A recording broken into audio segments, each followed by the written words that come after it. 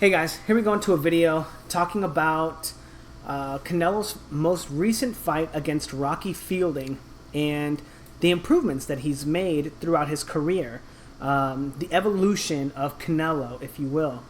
And a lot of people thought, that he was already a great fighter, already, cream of the crop, all this stuff. But as we've learned, and if you've watched any of my videos before, you know that I'm very critical of fighters. I'm very, very critical, of the way that a fighter fights. Particularly the active guard system is something that I'm very attached to. The way that you set your offense up and the way that you defend yourself after you use your offense. All of these are very, very, very important, and I'm very critical of fighters that don't do these things. But I'm also critical of fighters who have less than stellar technique.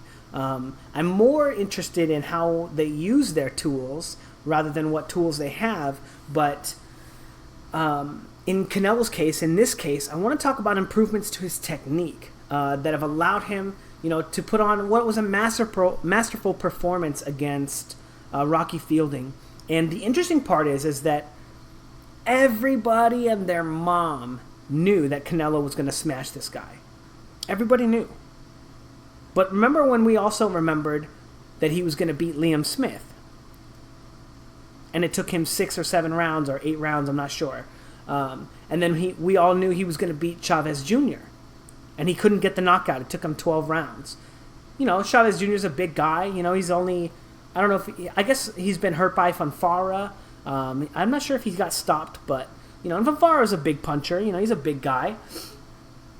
But that's not what stops fighters. That's not what it is. It's not just that one punch power. It's your ability to press your opponents.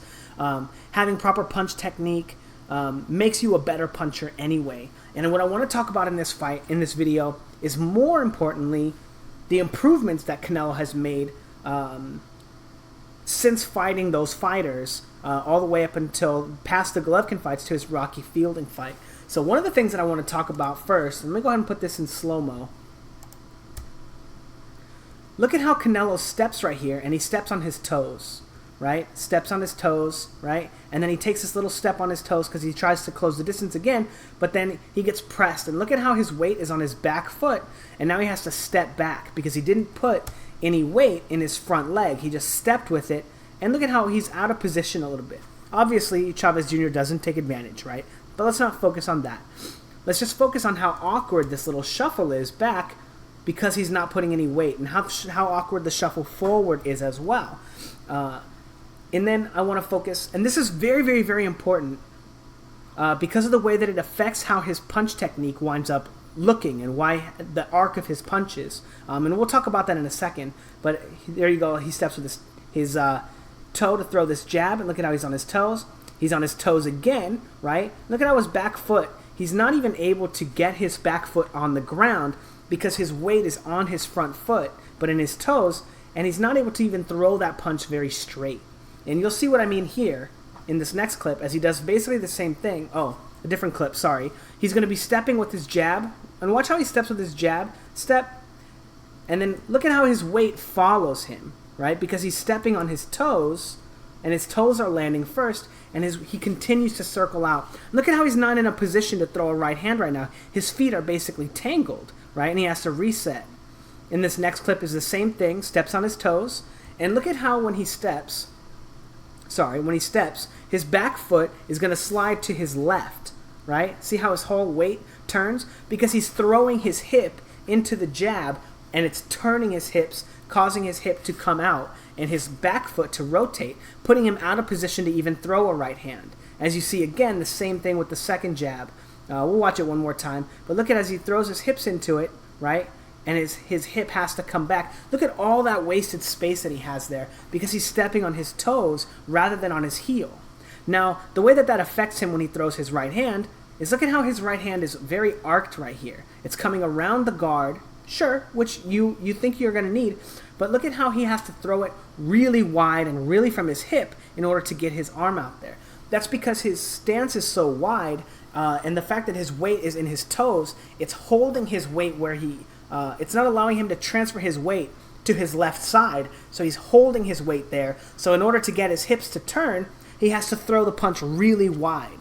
And you'll see what I mean in the next few clips. But again, stepping, and when he throws that right hand, he doesn't have anywhere to catch his weight. So notice he rolls all the way into it, all the way onto his left leg, but he's not able to catch his weight to really get the snap in his punch. As you see, he goes all the way through the arc of it, and this arc right here, as he goes all the way around it. And there's no sharpness to it, right? There's no pop, pop, you know? And you'll see what I mean when we get to these clips where he's fighting Rocky Fielding and this amazing technique. So he shoots the jab, right? Goes to the body. Even look at how wide his stance is, but look at how his whole foot is on the ground. He's shooting the jab to the body, but he gets his heel planted, and when he throws his right hand, it's completely straight. Look at this beautiful technique. Boom. And then transfers his weight, because all his weight is being caught in his left heel now, because all the weight is there. He's able to transfer and rotate and keep his weight stationary rather than leaning into the punch and throwing a perfect straight right hand. The other thing to notice about this is, remember all the other ones were coming around the guard wide. This one goes straight through, and he's landing with the punching knuckles of his fist. The reason that this is so important is because of the fact that in the Liam Smith fight, when he was throwing punches that were very similar to these ones against Liam Smith, when he was throwing these punches right here, he was slamming his hand against his opponent's body just with the whole glove, and he broke his thumb. This is also a problem that he had leading up to the first Golovkin fight. If you see in their very first press conference, his hand is swollen. It's twice the size. Go back and watch those videos. And that's a product of slamming his hand into his opponent, rather than using proper punch technique, as seen here, where you get your weight down and you're able to turn and rotate before you let your punch go, right? Now, just look at how seamless this punch is and how seamless his technique is. He has a little hop step after the shot with his left foot, but the punch goes straight. He starts rotating his hips before he lets his hands go, right? Whereas in these clips, his hand is already leaving his side before his hips have even turned, right? And he kind of gets there at the same time, but it's because he's using his arm and he's using his back to turn his hips, rather than the other way around, using your hips to turn your punches. And then in the next clip, we're going to see basically the same thing. Another beautiful shot from Canelo, stepping, and he's going to step, and he carries his weight to his left leg, and you can't really see it, but I picked this clip up because this is the exact same position that he was in against Liam Smith, as well as the Chavez Jr. scene just a second ago, where he throws that really wide arcing shot around the guard, but in this instance, he just throws a perfect straight right hand to the body. Why did it go so far back there? I don't know.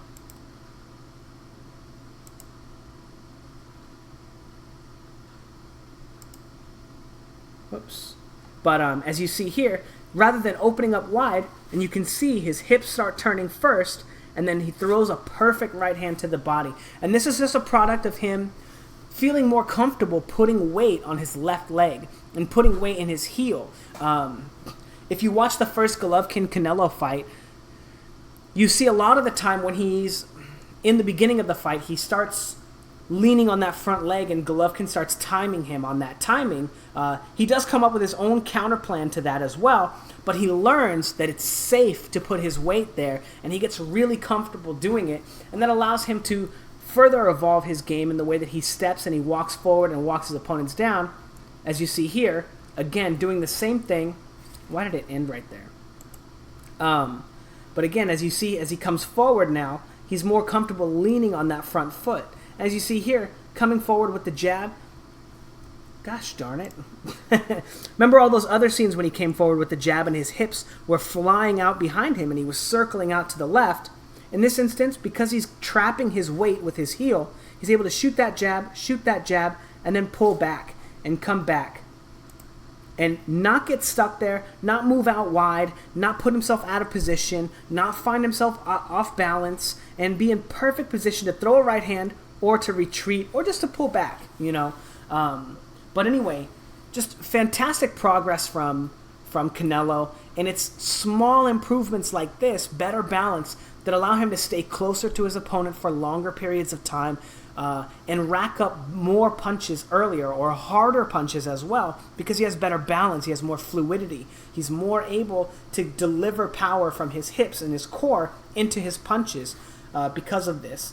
And that's why he was, rather than having, an 8 or 9 round affair that's kind of slow paced like the Liam Smith fight was, and then eventually knocking Rocky Fielding out, he was able to knock him out in 3 rounds. And he was able to do what everyone has always been thinking that Canelo was able to do. He's finally lived up, I don't want to say to the hype, right? We all know that there have been some questionable decisions, even Golovkin aside, in Canelo's career. But he's finally, at 27 years old, or however old he is, he's so young. He's finally matured enough as a fighter to live up to those really high expectations that everyone had for him. And it makes me really, really, really excited to see where he goes from here. Especially because you have clowns like the Charlo brothers calling him out. You've got Andrade, and I don't know how good Andrade is. I haven't seen enough of his film. I did a little bit of him while he was about to fight Billy Joe Saunders, but unfortunately I focused on Billy Joe Saunders before focusing on Andrade, so I still didn't get to see, because that fight got canceled.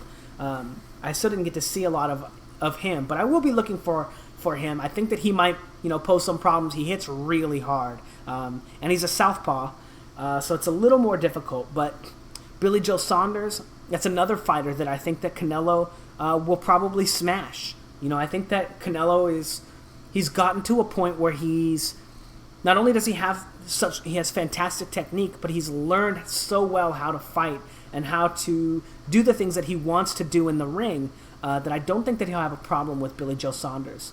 Another fight that's really interesting is him and Danny Jacobs. Before the Golovkin fights, I might have picked Danny Jacobs to beat Canelo. Not cleanly, maybe like, awkward knockout or something, I would have picked him to have a pretty great fight with David Lemieux, but seeing this new Canelo, and I, because of the whole Golovkin controversy, I didn't focus a lot on Canelo's improvements in that fight, in spite of the fact that he looked phenomenal. Like, you don't get a fight like that with him and Golovkin if both fighters aren't just fantastic. But to be honest, I don't know, aside from a rematch with Golovkin, and seeing how that goes, I don't know who I would pick to beat Canelo from 154 to 168. I don't think anyone. And in fact, a fight that I would absolutely love to see, would be him and Andre Ward. I think that would be a fantastic fight. And I would love to see that. But anyway, as for the evolution of Canelo, at the ripe age of, still in his 20s, still barely starting his career, even though he's got over 50 fights, he is one of the best fighters in the world. And in spite of some of the controversies and some of the other stuff, I think that he's finally in a place where he's going to live up to all the hate, the hype that he's had surrounding him for years, and really start to silence the haters, the people that remember the bad decisions, or they remember the close decisions that seem to just go his way for whatever reason. And they're going to realize, that all the potential that he had is actually being realized. Whereas counterintuitively, the fighters that we've said have beaten him, or have had close fights with him, Lara, Trout, Cotto, they have not. Cotto was at the end of his career already, but they have not panned out. They have not continued to improve. They have not continued to become better fighters and continue to stay in the win column. Anyway, let me know what you guys think. And for all those that like to box or that are into boxing, I've been thinking about doing boxing coaching again. I know I talked about it before, but if you guys have tape that you want to send me, and you guys want to set up some Skype sessions, It's a little more difficult for the people that are in the UK and such, just because the timing is a little off. But my schedule is I'm figuring out my schedule for my new job. I'm figuring out my schedule for my own boxing training and stuff like that. And if you guys are interested and you guys want to, maybe donate to the channel and, send me your videos, I can go over your shadow boxing, help you with your technique. I've helped a few people with that kind of stuff, and it's something that I'd be really interested in helping and watching. And I think I have a good eye for it. So if you guys are interested in some online coaching, let me know in the comments, or send me an email. I've had a few people send me emails, and I'll try to get back to those as well. But go ahead and resend me your email. My email is just matthew.fouts@gmail.com. So shoot me an email if you're interested in some coaching. And if you have a PayPal, and I'll get a PayPal so you guys can, help support the channel, and maybe I can help make a difference in your own boxing enjoyment or your own boxing career. Anyway, let me know what you guys think in the comments below, and thank you very much. Bye.